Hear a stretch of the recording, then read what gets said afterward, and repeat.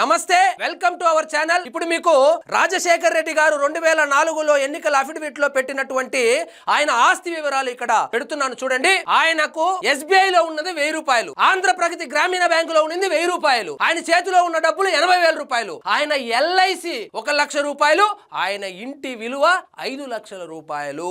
ఆయన ముఖ్యమంత్రి అయిన తరువాత విజయసాయి రెడ్డి గారిని వాడుకొని ఏ విధంగా జగన్మోహన్ రెడ్డి గారు అక్రమ ఆస్తులు సంపాదించుకున్నారో మనందరికీ తెలిసిందే. కేసులు జరుగుతా ఉంది, కోర్టు పరిధిలో ఉంది కాబట్టి దాన్ని నేను ప్రస్తావించదలుచుకోలేదు. ఒక సాధారణ మధ్యతరగతి కుటుంబంలో నుంచి వచ్చినటువంటి జగన్మోహన్ రెడ్డి గారు ఈ రోజు దేశంలోనే రిచెస్ట్ పొలిటీషియన్ గా తయారు కావడానికి విజయసాయి రెడ్డి గారు కారణం కాదా? నువ్వు చేసిన ప్రతి పనిలోను, నువ్వు చేసిన ప్రతి స్కామ్ లోను, నువ్వు స్థాపించిన ప్రతి సంస్థలోను, నువ్వు స్థాపించిన ప్రతి సూట్ కేసు కంపెనీలోను దాని వెనుక ఉన్నటువంటి మాస్టర్ మైండ్ విజయసాయి రెడ్డి గారు కాదా? అలాంటి వ్యక్తిని పట్టుకొని ఆయన వయసు అయిపోయిందనో లేదా తన తప్పు తాను తెలుసుకున్నాడో తెలియదు గాని నేను రాజకీయాల నుంచి తప్పుకుంటున్నానని హుందాగా ప్రెస్ మీట్ చెప్పి మిమ్మల్ని చాలా నిరాడంబరంగా, చాలా ఒక సంస్కారవంతుడిగా వెళ్తే ఆయన మీద మీరు ప్రెస్ మీట్ పెట్టి విలువలు లేదు, విశ్వసనీయత లేదు, కేసులకు భయపడ్డాడు, పదవులకు ప్రలోభాలకు భయపడి విజయసాయి రెడ్డి పార్టీ మారాడని చెప్తావా?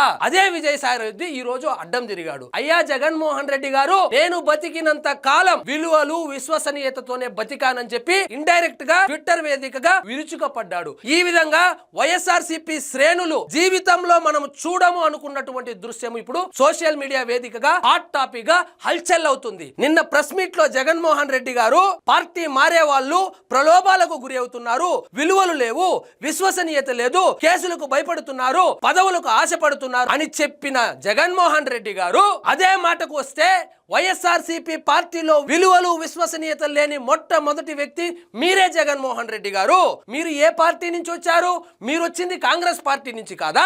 మీ నాన్న వైఎస్ రాజశేఖర్ రెడ్డి గారిని ఎమ్మెల్యే చేసింది, ఎంపీ చేసింది, ముఖ్యమంత్రిని చేసింది అలాంటి పార్టీని నీకు టికెట్ ఇచ్చి నిన్ను ఎంపీగా చేస్తే వాళ్ళు పదవి ఇవ్వలేదని తల్లి లాంటి కాంగ్రెస్ పార్టీని కడుపు మీద తన్ని వేరే కుంపటి పెట్టుకొని ఆ క్యాడర్ మొత్తం లాగేసుకొని ఆ లీడర్లంతా లాక్కున్నావే. నీకుందా విలువలు విశ్వసనీయత గురించి మాట్లాడతావా? మీ పార్టీలో ఉన్నటువంటి టాప్ 10 నాయకులను తీసుకోండి. ఉదాహరణకు బొత్స సత్యనారాయణ ఏ పార్టీ నుంచి వచ్చాడు? పెద్దిరెడ్డి రామచంద్రారెడ్డి ఏ పార్టీ నుంచి వచ్చాడు? కన్నబాబు ఏ పార్టీ నుంచి వచ్చాడు? కొడాలి నాని ఏ పార్టీ నుంచి వచ్చాడు? వల్లభనేని వంశీ ఏ పార్టీ నుంచి వచ్చాడు? ఇట్లా చెబుతా పోతే 175 నియోజకవర్గాల్లో మొత్తం 80% పైగా పక్క పార్టీల నుంచి వచ్చిన వాళ్ళు కాదా జగన్మోహన్ రెడ్డి గారు? మీరేదో సొంతంగా పార్టీ పెట్టి అడెవడో శివకుమార్ పెట్టిన వైఎస్ఆర్సీపీ కాంగ్రెస్ ను కొనుక్కోనో లేదా లాక్కోనో కాంగ్రెస్ నాయకుల కాళ్ళు పట్టుకొని చేతులు పట్టుకొని ముఖ్యమంత్రి అయిన నువ్వు విలువలు విశ్వసనీయత గురించి మాట్లాడతావా జగన్మోహన్ రెడ్డి గారు? కాబట్టి నేనేం చెప్తానంటే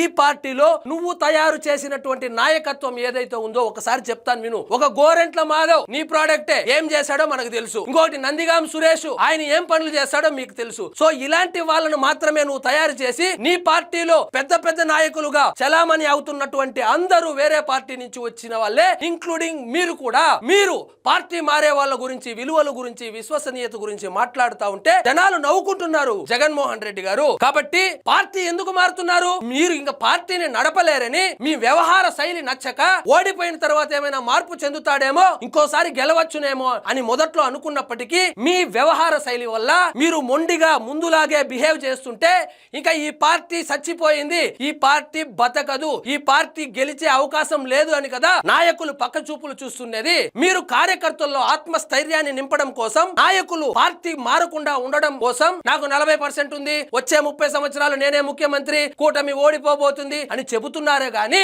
మీ పార్టీలో మీ తరువాత 2వ స్థానంలో ఉన్నటువంటి విజయసాయి రెడ్డి గారికి తెలియదా 40% ఉందని? మీ పార్టీలో ఉన్న వాళ్ళే నమ్మకుండా ఉంటే ఇంకా జనాలేమి నమ్ముతారు జగన్మోహన్ రెడ్డి గారు? కాబట్టి దయచేసి విలువలు విశ్వసనీయత గురించి మాట్లాడద్దండి. ఆ మాటలు పలకడానికి కూడా మీరు అనర్హులు జగన్మోహన్ రెడ్డి గారు. ఇదండి ఈ రోజు మన టాపిక్. మీకు ఈ వీడియో నచ్చినట్లయితే లైక్ చేయండి, షేర్ చేయండి, ఛానల్ మాత్రం సబ్స్క్రైబ్ చేసుకోవడం మర్చిపోవద్దు. జై హింద్.